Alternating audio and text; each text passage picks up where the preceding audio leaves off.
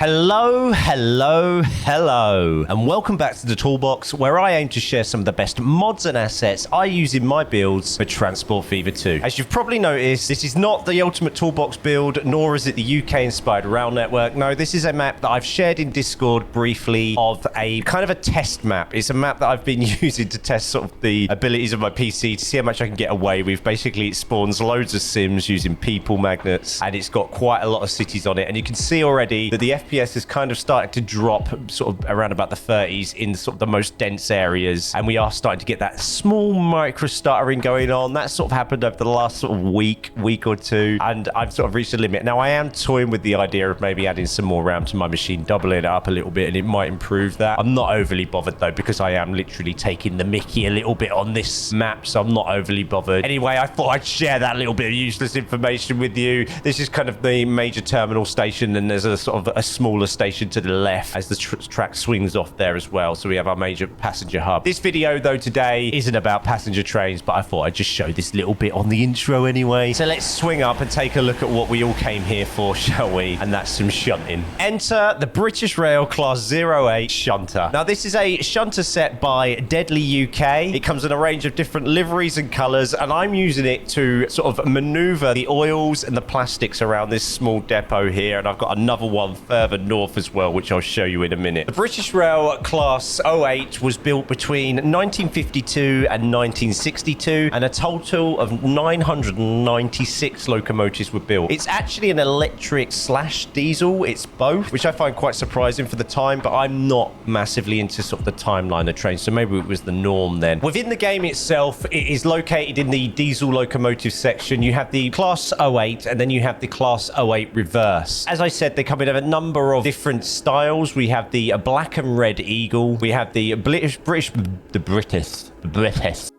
Rail Blue, Network Southeast Ivor. I'm not down. Somebody in the comments will correct me on that and tell me what that is. Rail Freight Distribution, which I'm using, and then I think I'm using some Network Rail ones as well, and an EWS. I love this mod. I think it's brilliant. I'm not sure how sort of time accurate it is or timeline accurate it is, but I wanted to use it because I wanted to do something a little bit different. I wanted to build up. This is the sort of northeast oil refinery area that I've been working on. I wanted to sort of build up, and I'm going to fill all this in with track as well. I wanted to build it up and create some really busy kind of freight areas, not just with big long sort of 320-meter trains coming in, loading, taking away. I wanted to create sort of a freight ecosystem within that. So I wanted to have certain areas where the longer trains would come and collect things, and then we'd have shunters in between, moving.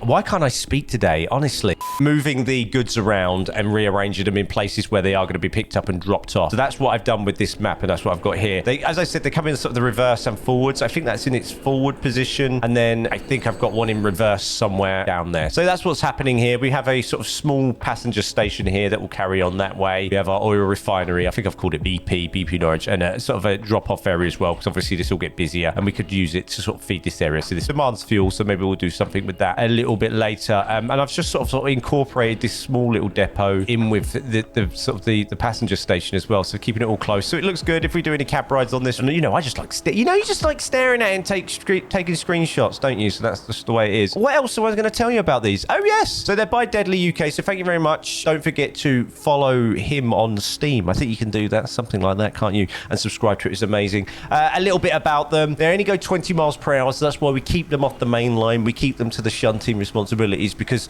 I made the mistake of actually spawning these on the main line to travel down to these areas. Held up everything. We had a big queue of trains behind, just going from switch to switch, signal to signal, and it held up everything. I was like, oh, I've committed to it now, and I'm simulating real life. So there's going to be some, like there is in real life, I've created a traffic jam. So max speed 20 miles per hour, engine type diesel in this, but as I said, according to Wikipedia, they are actually diesel electric. Power 261 kilowatts, tractive effort is 160 kilonewtons. Loading speed is 1 time, so not too bad. Emissions 70. I've never actually messed around with the emissions on this game. There's certain things in the games I just don't immerse myself in, and one of those is emissions. And I haven't looked, so I'm not sure. I think that's reasonably low. I mean, if we 71, I think it's one of the lowest. 69. Wow. 73 quite high. What are these emissions? 69. So everything's around 69, 70 anyway. So whatever. What else have we got here? Its weight is 54 tons, and they're available in the game from 1952, which is exactly the start of the build date, according to Wikipedia. There we go. Its lifespan is 12 hours, 10 minutes. Is anybody's interested in that? I have yet to run into a train that's died on me, but that's because I have maintenance on full. Yes. So there we go. They cost $165,005 because I've got the game in dollars and not euros or pounds for some reason since I've changed that per year. And they cost $990,032 if you're in dollars in the game.